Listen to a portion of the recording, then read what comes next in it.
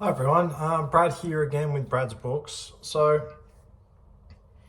I've been having a problem recently. I've been buying books and starting them and not finishing them, and it's nothing to do really with the books themselves.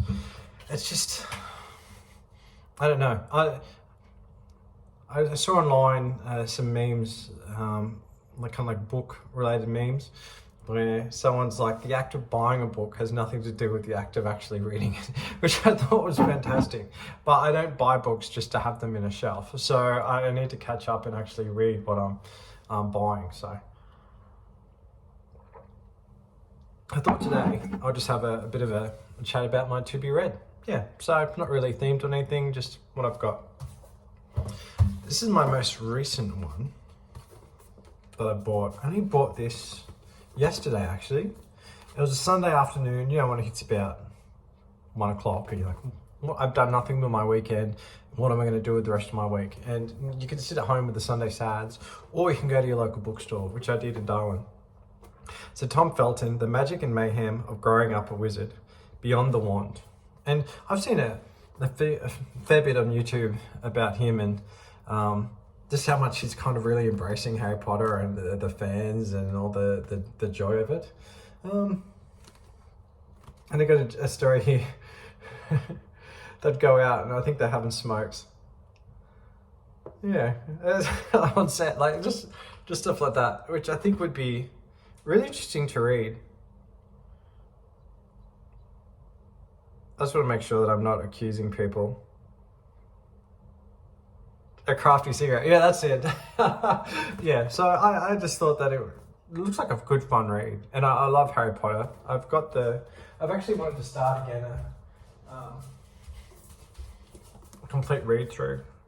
I was at the start of the year, and do you know when you can think, like, I've got so much I want to achieve over the next few years, and getting to December can feel like quite an achievement within itself, if you know what I mean. Not getting there, like you're not going to get there, but you know what I mean. You get through a year and then you get all the way to Christmas, and then you get to New Year's, and then New Year's is a time for fun, and I get that, and it's great, and I do have fun. But I'm also a bit sad when it gets to 1st of January. I'm like, I'm right back at the start. It's just how I perceive. There isn't... correction, everyone in the world is January 1st is the start of something. I don't want to say particularly special or unique for that, but it can be like, oh, I'm back at the start again. And I thought, you know what, get me through this year. I'm going to read all the Harry Potters. I'm in April now, I've started one, so I need to, but I just like it because it's like the one version that I had when it came out all those years ago. So gonna read that and this one, and then one that I'm halfway through at the moment is, so we've got Madly Deeply, the Alan Rickman Diaries. What's it say at the back? 4th of February 2008, Harry Potter and the Half-Blood Prince, day one. Thank God I could do the code up without visible strain at the seams. I love Snape. I know that's quite common. He's quite a good character and a fantastic actor. But I've seen him in other movies, but I thought it'd be interesting to know more about him. And I've lost my bookmark. At the moment, I'm up to about 1995. So I'm only up to page about 92 of... Oh, I'm really not far into this book. About 460 roughly. So I haven't got to the Harry Potter stage yet, but it's been through... I just love his sense of humour. And I keep a diary, a journal, and very different to his, but that's the kind of layout that it has. In there, just interesting to see. I love the idea of artists. I work in health. I'm extremely people who live the artistic life. You know, I think that's very brave, and that it's amazing to me. So to be able to hear what his kind of inner thoughts are on many different topics, I think it's great. So, well worth the read.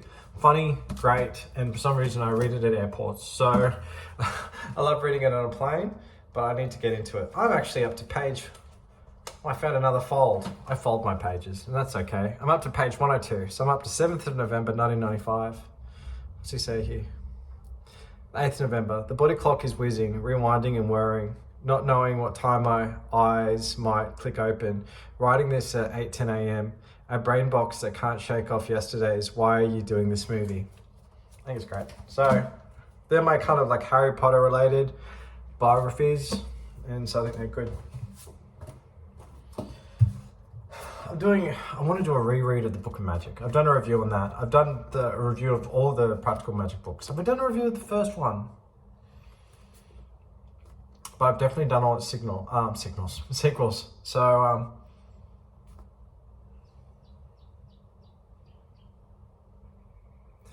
this is the last book. I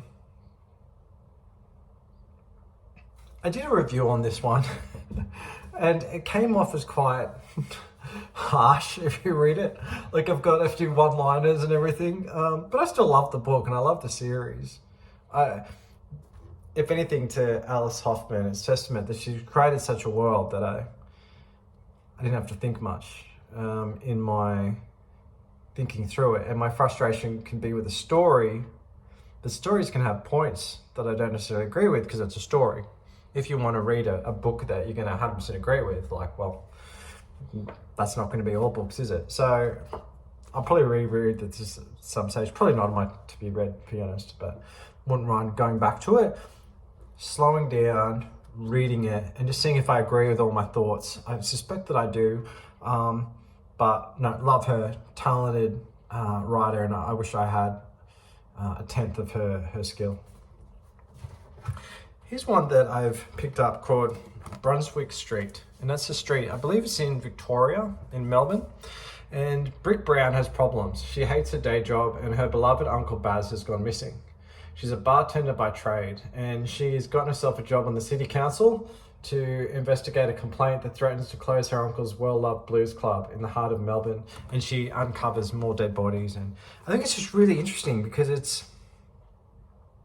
by Sally Bathroyd, and yeah, I've started reading it. That's not right. And I like what I see, and I need to go back to it. So this is my probably next up to be read. I like a good murder mystery, a good mystery, whodunit, but I also like it done in settings. And I miss Victoria, where I'm from, and yeah, I hope it is from Victoria now I've said all that. But meet Brick Brown, part-time bartender, occasional detective. Sounds fun. Okay, I bought this, but I haven't read it yet, and it's I'll probably stand back a bit, get a bit of light. It's the screenplay for The Secrets of Dumbledore, and I really loved this movie. I really loved it, and I don't really watch YouTube reviews of movies and everything because people can get a bit can be a bit negative and all that kind of stuff. There's too much glare, as always. People can be a bit, sorry if I'm squirming, people can be really super negative, and fair enough when it's due, like it's actual like review and all that sort of stuff. But sometimes when you like something, you just want to like it, and you can just enjoy that. So when I heard that it was, so I didn't watch any reviews or anything on it, and when the series has kind of slowed down because it's hasn't done very well, I'm like, oh, that's a shame.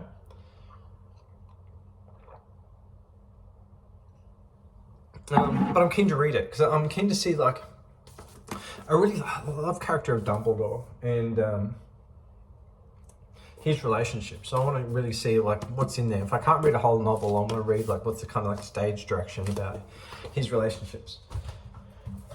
Pure nostalgia. I've read it before and I want to read it again. Buffy the Vampire Slayer. I went through a massive phase of collecting old movie novel tie-ins, and it's a phase I'm never going to stop because I think it's great.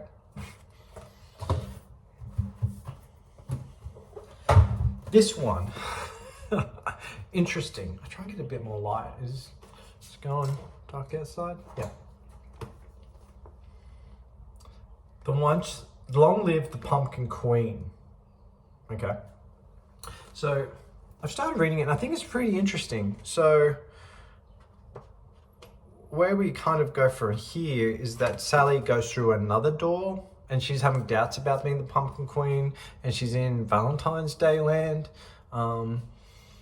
which would be completely foreign to me, 100%. And it seems a little bit foreign to her, but it's just, I started reading it. It seemed quite good. I know that it's aimed at someone who's probably a third my age, but I liked Night Before Christmas, and I was pretty happy when they released the video game. I was on Xbox, Oogie Boogie's Revenge, just to get I like the idea. If you're going to story, I'm always going to read the continuation of it. I'm always going to watch that, or if it's something that I particularly like. So different. She's in a different holiday, and she's, I don't know. Valentine's Day land seems a little bit sinister, and I think that Sally just needs to find her place in her hometown, her homeland, and within her new relationship. Night Circus. Now, I bought this again. I think this is probably about the fourth copy. I like to read this every about 4 years because I just get lost in it. And things surprise me again because it's so brilliant. And if you haven't read it, any review that I could give just wouldn't be enough. Just go see it because it's great. Erin Morgenstern just did a fantastic job. And longlisted for the Orange Prize for Fiction 2012, the circus arrives without warning. No announcements preceded. It is simply there when yesterday it was not. The review is, the Night Circus made me happy, playful and intensely imaginative. Ellen Morgenstern has created the circus I've always longed for. This is a marvellous book. A breathtaking feat of imagination, a flight of fancy that pulls you in and wraps you up in its spell. Yeah. This is where I go to visit the circus.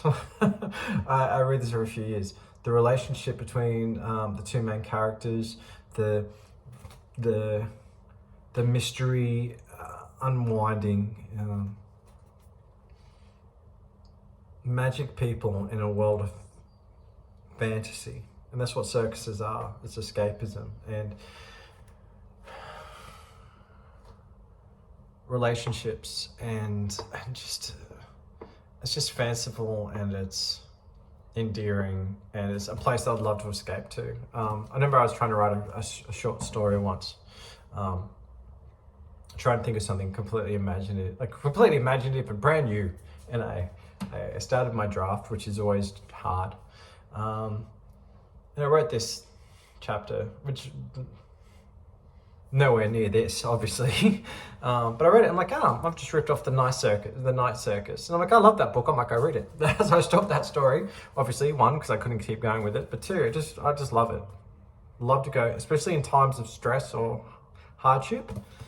This book, read a chapter, or even half a chapter every night, and just imagine that as you fall asleep. Well worth it. This book, The Witches of Moonshine Manor. Alrighty. It's by Bianca, I'm so sorry I can't, Marais? I butchered that, I apologize. We were taught to fear witches and not...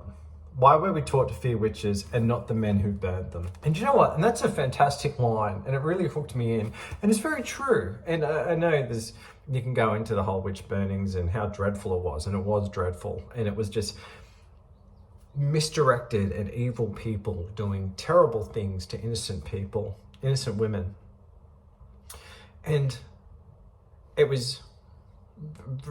Back in the day, you wouldn't have been able to say, hey, I'm not scared of that woman who's probably nursed my son back to health or just simply exists and everyone hates her and wants her killed. I'm afraid of the people who are doing the burning. They'll probably get you burnt in return. So what do I think of this book? I think it's interesting. It's about these witches who live in a house and they kind of run a brewery or distillery out of their house. And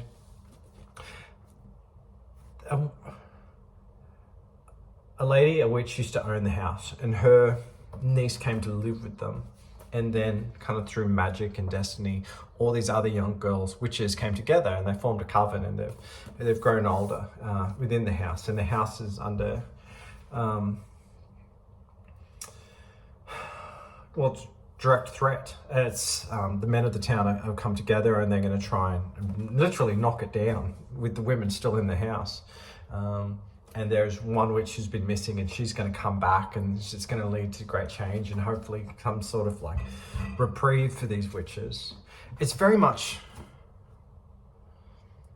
it's such a, not bizarre book because it's interesting and I like it. It's Golden Girls, a little bit raunchier than the Golden Girls, but it's also got TikTok references. You know what I mean? It's really interesting. I read a lot of books about witches. I think that it's like just interesting, and I love the lore of it and all of that. Magic, spells, people being more than they seem, people who are overlooked having a greater power. And a lot of these books that I'm reading at the moment refer back to it's not The Craft, you know what I mean? Even The Craft, the great movie, and The Craft is, yeah, they were outsiders and they get power and become something more. But these books I've been reading recently, like Witches of New York, and it's another one, sorry, I'll have a look.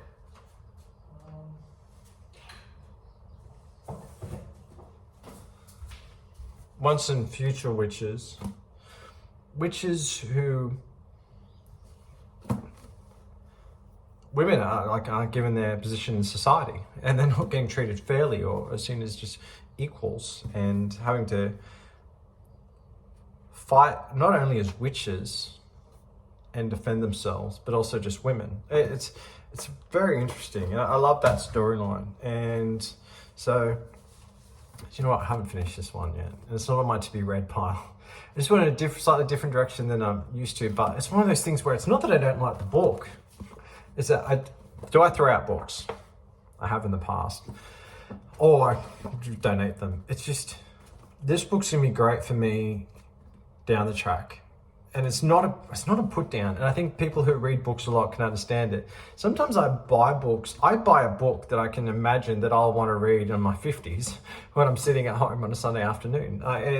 And there'll be a time when this book will call to me, and it'll just completely, everything I want to read. Great book, great everything I've said about it. It's kind of like a suffragette movement era. Three witches, sisters who left very different lives are coming back together. This one, great comedy. Some great jokes in there. There's some parts where perhaps me, I'm not the target demographic and goes a little bit over my head, but that's fine. I just love the storyline and the characters and most of the jokes, and yeah, keen to see where it goes, especially that witch who's been missing comes back. One interesting thing that the author's done at the start of this book is that she's put a list of names and their kind of traits, which is interesting, and I had to refer back to it a few times because it's sorry, it's a bit dark, isn't it? Refer back to it a few times because there's so many characters. I'm trying to keep track of who they are. So I thought, oh, that's a bit odd. Then I'm like, oh, it's actually brilliant. So yes, that's my to be read pile. What am I going to do a review on next?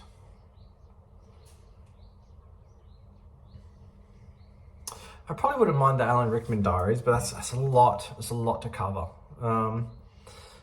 If anyone would like me to do a review on anything, let me know. Probably this one. Because it's marvelous. I could do this one. Is anyone ever seen my other books? Let me know in the comments. But anyway, I've spoken enough. Brunswick Street, perhaps good Australian author here in Northern Territory. That might be good. But anyway, so yeah, that's my to be read pile. That's my catch up. Is there anything else? Oh, I was going to talk about some soundtracks that I've been listening to. So bear with me one second.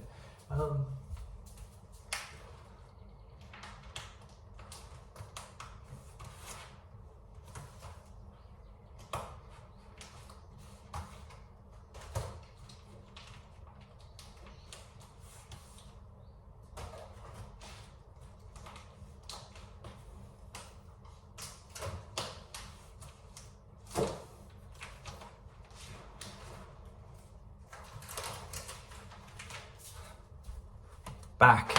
If I can figure out iPhone technology, I'll edit that out, so apologies.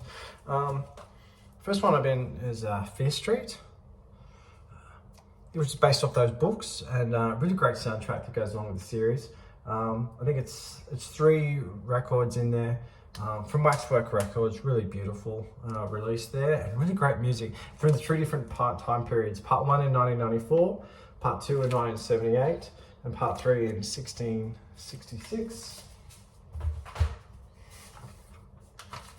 Dr. Sleep, another great book that I read, a sequel to The Shining.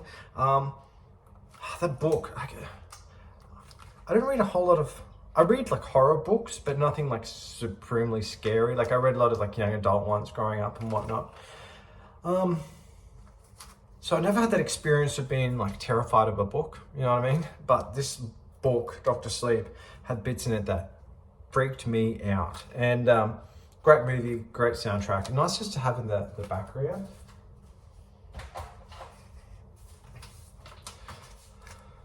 House of the Clock in its Walls. It's just fun. Good soundtrack. Like a good soundtrack, orchestra. And it's just really, really, really great to listen to. Goosebumps. Yeah, from the movie, this one is. Danny Elfman. I love Danny Elfman. So, yeah, fun to listen to. Let's go 2 vinyls in that one. I love this. Ever since I love this movie, and it got me really into soundtracks to begin with. So, yeah, I think it's just... And the record itself's brilliant. If you ever want me to, they're all different coloured variants and stuff like that. So if you ever want, no one's any interested in my record collection, let me know. I can do a video on that. I'll try and relate it back to books if I can, because that's the nature of the channel. But I could go over the sound. Yeah, so this is what I like to listen to when I'm reading. Yeah, I have to get up and flip the records every now and then, but it's well worth it. Love this record.